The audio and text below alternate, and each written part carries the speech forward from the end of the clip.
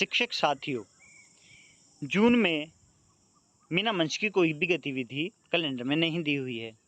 Calendar में 28 मई दिन शनिवार की गतिविधि हमारी नहीं हो पाई है, इसलिए हम जून में 28 मई दिन शनिवार की गतिविधि को करेंगे। तो जान लेते हैं कि यह गतिविधि का मुख्य टॉपिक क्या था। जी हाँ, माहवारी, स्वच्छता दिवस तथा मीना सभा तथा जन्मोत्सव। अब इसकी कार्यव्रत को देख लेते हैं, क्या क्या चीज़ें इसमें दी हुई हैं। इसमें आप देख रहे हैं, एक कदम स्वच्छता की ओर प्रगति के पंख प्रशिक्षण सत्र 3 पर आधारित होगा। इसमें हम आपको कुछ देर में सत्र 3 के बारे में बताएंगे। पहले इसे थोड़ा समझ लेते हैं। विद्यालय में सुगमकर्ता के सहयोग से पावर एंजल को मुख्य भूमिका में रखते हुए स्वच्छता कमेटी का गठन करना है। किशोर किशोरियों को हाथों की स्वच्छता के प्रति जागरूक करना, हाथ धोने के चरणबद्ध तरीकों को आपको समझाना है। माहवारी के बारे में पहेली की सहेली फिल्म दिखाकर चर्चा। माहवारी स्वच्छता प्रबंधन पर आधारित गतिविधि। माहवारी के संबंध में प्रचलित मिथक पर चर्चा। माहवारी के दौरान ध्यान देने वाली बातें। उस माह में जन्म लेने वाले सभी बच्चों का जन्मोत्सव मनाना है। जी हाँ, यह सभी के सभी भोजन के बाद 3 घंटे में होने वाले हैं। अब हम देख लेते हैं कि सत्र 3 में मुख्य बिंदु क्या क्या हैं। अब सत्र 3 के बारे में चर्चा करते हैं। विस्तृत से चर्चा करेंगे सत्र 3 के बारे में, जिसका टॉपिक है एक कदम स्वच्छता की ओर। अब इसमें सत्र 3 एक कदम स्वच्छता की ओर का मुख्य उद्देश्य जान लेते हैं। जैसे कि आप देख रहे हैं, किशोर किशोरियों को हाथों की स्वच्छता तथा उसके महत्व के प्रति जागरूक करते हुए इस बारे में अवगत कराना कि हाथ कब कब और कैसे धोने चाहिए। जैसे कि आप इस फोटो में देख रहे हैं, किस तरीके से हमें हाथ धोने चाहिए, क्या क्या चीज़ें हैं, वो सब चीज़ें देखेंगे। अब गतिविधि देख लेते हैं। सत्र 3 में पहली गतिविधि है भाग 1, गतिविधि हाथ मिलाओ। सुगमकर्ता के लिए निर्देश हैं कि सुगमकर्ता को क्या क्या करना चाहिए।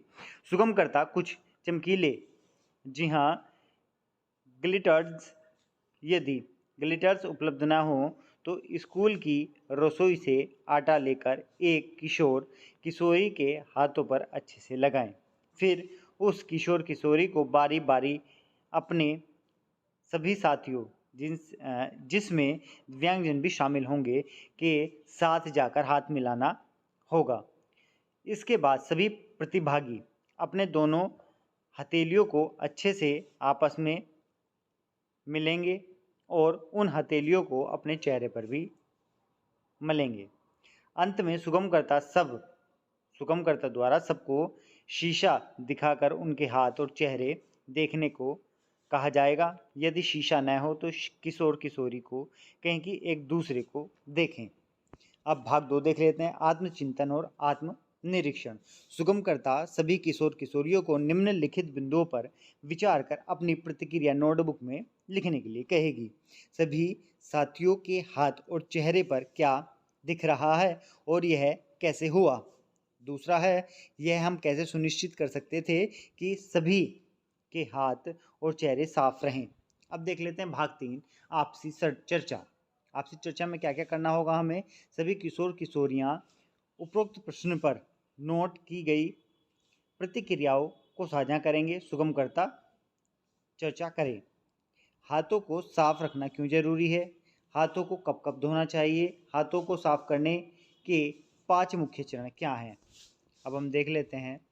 हाथ धोना ही काफ़ी नहीं है, बल्कि हाथों को साबुन और पानी से अच्छी तरह से 5 चरणों में 20 सेकंड तक धोना जरूरी है, ताकि हम बीमारियों से बच सकें, जैसे दस्त, पेट में कीड़े होना, हेपेटाइटिस ए, फूड पॉइजनिंग इत्यादि।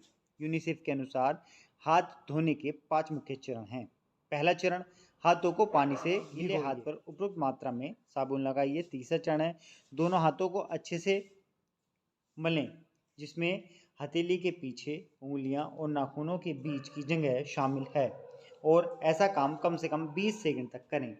चौथा चरण है, पानी से अच्छे से हाथ धोएं। पांचवा चरण है, धुले हाथों को साफ सूखे कपड़े से पोंछें।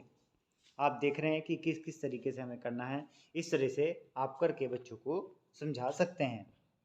अब अगला पॉइंट देख लेते हैं, हाथों को कब कब धोना चाहिए। खाना पकाने से पहले, पकाते समय, पकाने के बाद, खाना खाने से पहले, खाने के बाद, घर पर किसी मरीज की सेवा करने से पहले, सेवा करने के बाद, किसी चोट या घाव का उपचार करने के पहले और बाद, शौचालय का उपयोग करने के बाद, छोटे बच्चों को गोद में लेने से पहले, बच्चों की सोच साफ करने के बाद। अब बात कर लेते हैं भाग 4 है निर्णय लेना। सभी किशोर किशोरियां स्वयं से वादा करेंगे कि उपरोक्त बताए गए महत्वपूर्ण समय अनुसार हाथ धोने को चरणबद्ध तरीके से अपने जीवन में प्रतिदिन अपनाएंगे। वे सभी वादा करें कि सीखी गई नई जानकारी और व्यवहारों को अपने परिवार समुदाय के सदस्यों के साथ साझा करेंगे। अब हम 5 भाग देख लेते हैं कार्यवाही। विद्यालय स्तर की कार्यवाही क्या होने वाली है। पावर एंजल शिक्षिका का सहयोग लेते हुए विद्यालय में सभी किशोर किशोरियों को निम्नलिखित फिल्म LCD प्रोजेक्ट पर दिखाएंगे। आपको इसे कॉपी पेस्ट कर लेना है। अगर आपको यह नहीं मिल रहा है तो हम इसका लिंक डिस्क्रिप्शन में दे देते हैं, आपको वहाँ से इसे मिल जाएगा।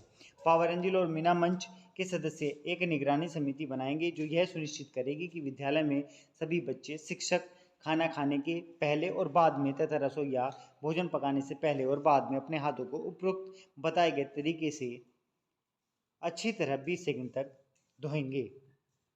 अब आप देख सकते हैं 40 सेकंड इस तरह से हमें ये सभी चीज़ें करनी है। पारस्परिक स्तर पर क्या कार्यवाही होने वाली है।